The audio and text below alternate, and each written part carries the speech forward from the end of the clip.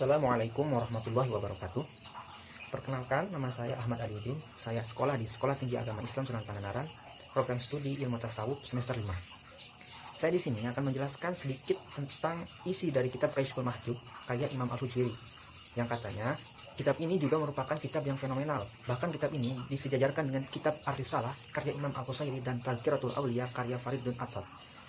Namun sebelum itu kita baiknya mengetahui biografi Imam Al-Hujwiri terlebih dahulu. Beliau mempunyai nama lengkap Abul Hasan Ali bin Utsman bin Ali Al-Julabi Al-Hujwiri, lahir sekitar tahun 1009 Masehi atau 399 Hijriah di Hajpare dekat Ghazni, Afghanistan, dan meninggal pada umur 53 tahun atau 464 Hijriah di Lahore, Punjab, Pakistan. Dan orang tuanya bernama Utsman ibnu Ali atau Abu Ali, dan diklaim sebagai keturunan langsung Nabi Muhammad melalui jalur ayahnya yang merupakan keturunan langsung dari Sayyidina Hasan ibnu Ali. Rantai silsilahnya yang diduga berasal dari 8 generasi kepada Sayyidina Ali. Imam Al-Hujwiri juga termasuk salah satu ulama yang mempunyai banyak karya.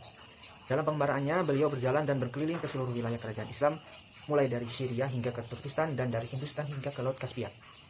Dalam perjalanan mencari ilmu, Imam Al-Hujwiri pernah belajar kepada beberapa guru, yaitu pertama, Abul Fadl Muhammad bin Al-Hasan Al-Khutali, yang kedua, Abul Hasan Al-Khusri, yang ketiga, Abul Abbas Muhammad bin Muhammad Al-Ashqani, dan yang keempat Abul Qasim Al-Ghurghani, dan yang kelima Khwaja Muzaffar.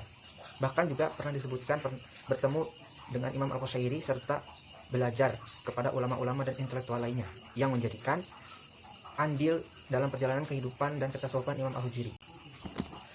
Adapun hasil karya Imam Al-Hujwiri selain kitab Kasyful Mahjub antara lain kitab Diwan Minhaj Ad-Din, kitab Asrar Al-Khiraqul Al-Mawanat, kitab Fana'ul Baqo, kitab Bayan li Ahl Al-Ihan, kitab Bahr Al-Qulub, dan Riayat Al-Huququllah. Adapun latar belakang penulisan kitab Kasyful Mahjub ini ditulis pada saat dia tinggal di Lahore, sebagaimana jawaban terhadap persoalan-persoalan yang diajukan kepadanya oleh teman sekotanya, yakni Abu Sa'id Al-Hujwiri. Tujuannya untuk mengemukakan sistem tasawuf yang komprehensif, bukan untuk menghimpun sejumlah besar ujaran para syekh atau guru sufi, namun mendiskusikan dan menjelaskan doktrin-doktrin dan para praktik-praktik sufi kepada masyarakat umum. Oleh karena itu, Imam Al-Hujwiri merasa bertanggung jawab untuk meningkatkan pengetahuan kaum muslimin di daerah tersebut. Maka beliau pun berdakwah dan mengajarkan kepada masyarakat umum dan menjadikan beliau menjadi ulama yang pertama berdakwah di Lahore dan sekitarnya. Adapun gambaran umum kitab Kasyful Mahjub sesuai dengan judul buku ini, kitab Kasyful Mahjub yang mempunyai arti membuka tirai yang tertutup. Al-Hujwiri berhasil menyuguhkan hidangan ilmu tasawuf yang sangat hebat. Kita belajar tentang kalbu dan lapisan ruhaninya, rahasia kedalamannya, serta bagaimana memahaminya. Adapun isi dari kitab ini berisi pandangan mistik Islam dan riwayat hidup singkat para sufi. Dan dalam kitab Kasyful Mahjub ini, Al-Hujwiri mengungkapkan nasihat sufi yang bahasanya ketika ia berbicara berasal dari hakikat keadaannya sendiri, dan ketika diam sikapnya menunjukkan keadaannya, di mana keadaannya menyatakan bahwa dia telah memutuskan tali keduniawian. Dalam kitab Kasyful Mahjub ini terdiri atas 25 bab, yang pada bab-bab awal Imam Al-Hujwiri membahas soal pentingnya ilmu, kefakiran, pengertian tasawuf, dan lambang sufi. Serta pada bab berikutnya menjelaskan tentang prinsip-prinsip kaum sufi dan sufi-sufi mutaakhir di berbagai negeri, dan menyingkapkan tabir di balik ajaran-ajaran dakwah Islam seperti makrifat, tauhid, iman, dosa, salat, zakat, puasa, haji, persahabatan, dan definisi para sufi. Adapun tema yang menurut saya dianggap yang menarik menurut saya, yaitu ada dua. Yang pertama, penyucian dari noda dan puasa. Yang pertama, penyucian dari noda, mengungkap tabir keempat penyucian dari noda. Dan kitab ini dijelaskan bahwasanya ketika setelah iman, bahwasanya kita diwajibkan untuk bersuci atau toharoh, baik itu toharoh secara jasmani yang yaitu membersihkan seluruh tubuh dari hadas dan najis, maupun secara jasmani yaitu membersihkan hati dari berbagai macam hal selain Allah.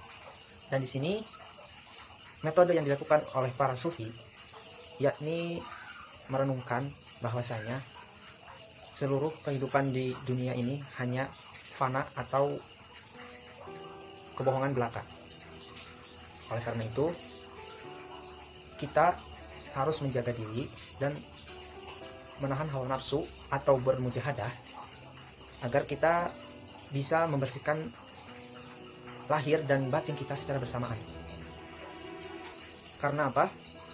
Jikalau tidak bersamaan, maka tidak akan menghasilkan ketentraman hati yang baik.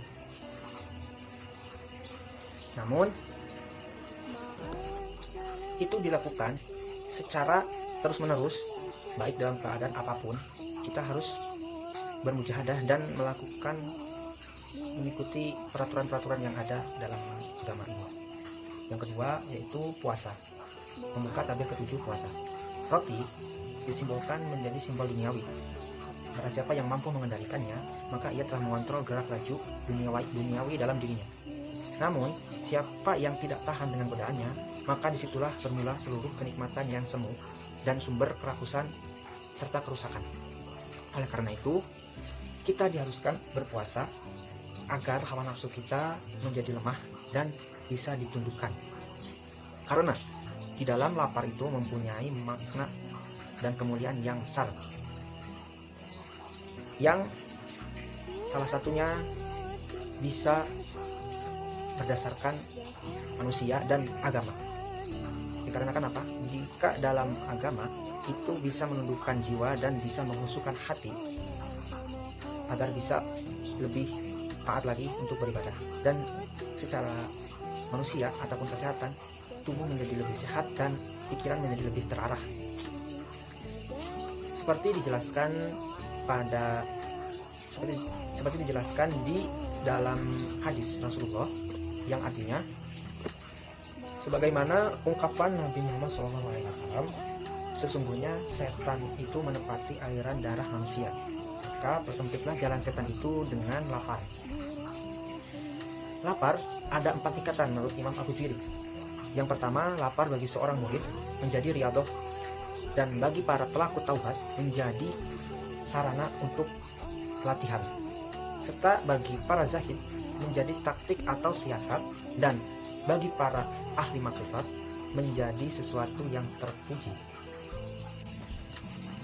Dan adapun penjelasan dari 2 tema tersebut, yakni kita hidup di dunia ini harus sering bermujahadah atau menahan nafsu agar terkontrol dengan cara puasa.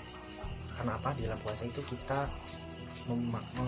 mendapatkan makna dan kemuliaan yang besar bagi yang ingin mendapatkan kemuliaan tersebut.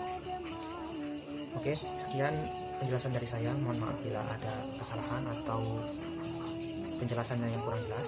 Wabillahi taufiq wal hidayah. Wassalamualaikum warahmatullahi wabarakatuh.